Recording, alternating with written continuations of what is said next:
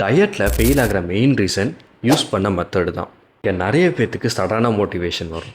ஒரே நாளில் எல்லாத்தையும் சேஞ்ச் பண்ணுறேன்னு சொல்லிட்டு சடனாக சுகர் கட் பண்ணுறது, சடனாக பிடிச்ச ஃபுட் அவாய்ட் பண்ணுறது, ஒரே நாளில் எல்லாத்தையும் ஸ்டாப் பண்ணுறது, ஓவர் ரெஸ்ட்ரிக்ஷனில் இருப்பாங்க. சடனாக ஸ்டாப் பண்ணக்கப்புறம் கொஞ்ச நாள் ஓகேவாக தான் இருக்கும்.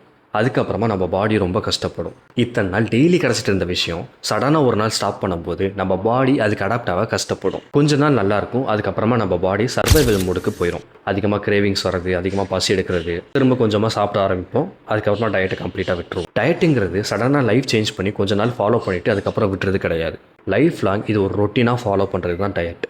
நான் டயட் இருக்கும்போது ஃபஸ்ட்டு என்ன பண்ணேன்னா, ப்ராசஸ்டு ஃபுட், பேக்டு ஃபுட், வெளியில் அதிகமாக சாப்பிட்றத கம்மி பண்ணிக்கிட்டேன். என்னோடய ஃபுட்டை நானே குக் பண்ண ஆரம்பித்தேன். இந்த மாதிரிலாம் பண்ணும்போது என்னால் ஓவர் ஈட்டிங்கை கண்ட்ரோல் பண்ண முடிஞ்சது, தேவையில்லாத இன்க்ரீடியண்ட்டை அவாய்ட் பண்ண முடிஞ்சது, தேவையில்லாத ஃபேட் கண்டென்ட், ஜங்க் ஃபுட்டை கண்ட்ரோல் பண்ண முடிஞ்சது. டயட் 100% பர்ஃபெக்டாக இருக்கணும்னு அவசியமே இல்லை.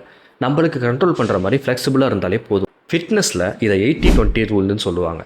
80% ஹெல்த்தியாக சாப்பிட்டுட்டு 20% நம்மளுக்கு பிடிச்ச மாதிரி ஃப்ளெக்சிபிளாக சாப்பிட்றது. டயட் இருக்கும்போது ஃபெயில் ஆகிறதுக்கு மெயின் ரீசன் என்னவாக இருக்கும்னு நீங்கள் நினைக்கிறீங்க? கமெண்ட்ஸில் சொல்லுங்கள். அடுத்தடுத்த வீடியோவில் என் டயட்டை நான் எப்படி ஃபாலோ பண்ணேன்னு சொல்கிறேன். ஃபாலோ மட்டும் பண்ணிக்கோங்க.